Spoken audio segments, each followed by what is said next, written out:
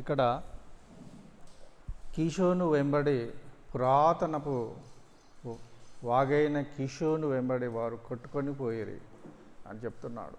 కీషోను 83వ కీర్తనలో ఉంటుంది. 83వ కీర్తన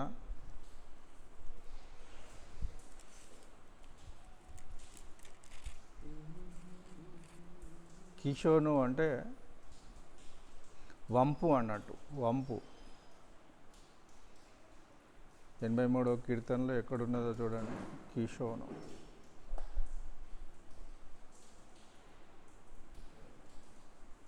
కీషోను ఏటి యొద్దకు నీవు సిసెరాకును యాబీనునకును చేసినట్లు వారికి చేయను. 9వ వచనం 9వ వచనంలో ఉన్నది. ఈ యొక్క కీషోను వాగు వంపు వాగు అన్నట్టు.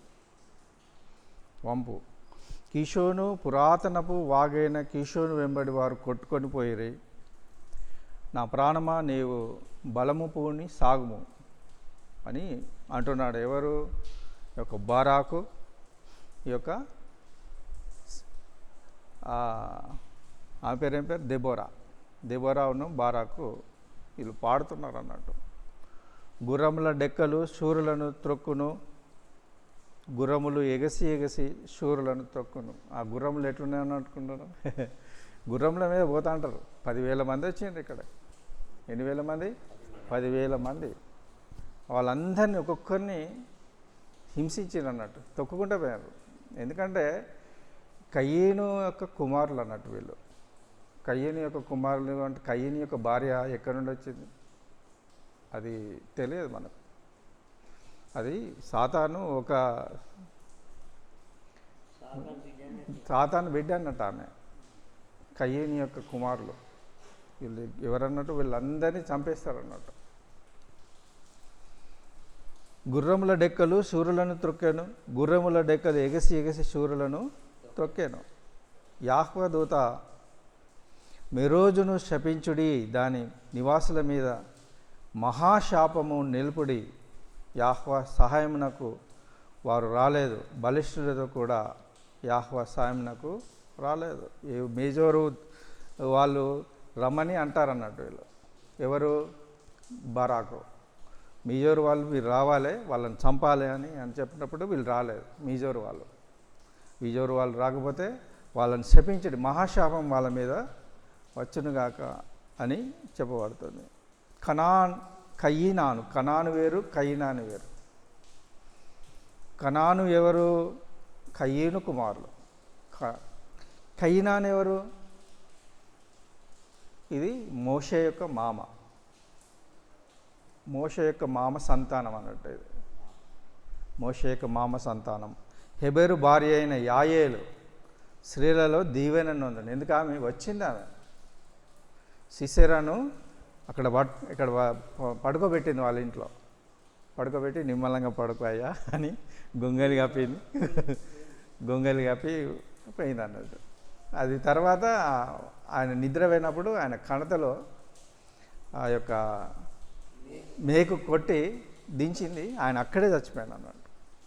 గుడారములలో నుండి స్త్రీలలో ఆమె దీవెన నొందును. అతడు దాహం అడిగాను, ఆమె పాలు తెచ్చి ఇచ్చాను. సర్దారులు తగిన పాత్రతో మీగడ తెచ్చి ఇచ్చాను. ఆమె మేకును చేత పట్టుకొనను.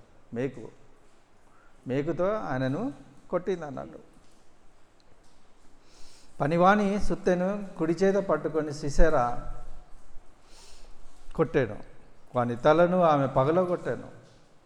ఆమె అతని తలను సుత్తెతో కొట్టగా అది పగిలాను. అతడు ఆమె కాళ్ళ యొద్ద కృంగిపడి ఉండెను. అతడు కృంగెను, అక్కడనే పడి చచ్చాను.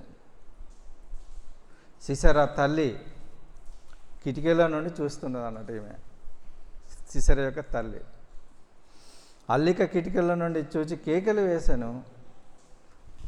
రాక అతని రథము తడువు చేయనేలా, అతని రథముల చక్రములు ఆలస్యము చేయనేలా అని అంటుంది అన్నట్టు. ఆమె యొద్ద వివేకం గల కుమార్తెలు ఇలాగో నేనే ఉత్తరం ఇచ్చిరి. ఆమె తనకు తాను మరలా ఇట్లా అనుకొనిచుండెను, వారికి దొరికెను కదా, దోపుడు సొమ్ము పంచుకొనుచున్నారు కదా. యూదులందరూ తల యొక్క స్త్రీని తీసుకొందరు, ఇద్దరేసి స్త్రీలు వారికి దొరుకుదురు. సిసెరాకు రంగు వేయబడిన వస్త్రం ఒకటి దోపుడు సొమ్ముగా దొరుకును, రంగు వేయబడిన విచిత్రమైన ఒకటి దోపుడుగా దొరుకును. రెండు వైపులా రంగులు వేయబడి విచిత్రమైన వస్త్రము దోచుకొని వారి మెడకు తగిన వస్త్రం ఒకటి దొరుకును అని అంటున్నాడు. ఈమె మాడుతుంది అన్నట్టు, సిసెరా వాళ్ళ తల్లి. ఇక్కడ ఏమంటుంది మళ్ళీ బరాకు, యాహ్వా నీ శత్రువులందరూ అలాగుననే నశించెదరు, ఆయనను ప్రేమించువారు బలముతో ఉదయించు సూర్యుని వలె నుందురని పాడిరి. తరువాత దేశము 40 సంవత్సరములు నిమ్మలమాయను. ఈ యొక్క ఉత్నీయేలు అప్పుడు 40 సంవత్సరములు నిమ్మలమైంది. యెహూదు అప్పుడు 80 సంవత్సరములు నిర్మలమైంది.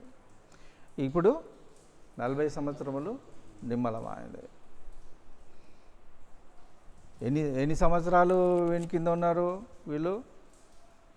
20 సంవత్సరములు. 4వ అధ్యాయం 3వ వచనం. అతనికి 900 రథములు ఉండెను. అతడు 20 సంవత్సరములు ఇశ్రాయేలును కఠినమైన శ్రమ పరచను అన్నట్టు. 20 సంవత్సరాల తర్వాత వాళ్ళకు 40 సంవత్సరములు ఏం దొరికింది? నిమ్మలంగా దొరికింది. అప్పుడు 20 సంవత్సరాలు వాని కింద ఉన్నారు, వానిసత్వంలో ఉన్నారు. 40 సంవత్సరంలో ఏం దొరికింది? నిమ్మలం దొరికింది. దేవుడు తన పరిశుద్ధ వాక్యం మన మెడికల్లో దీవించి ఆశీర్వదించాడు.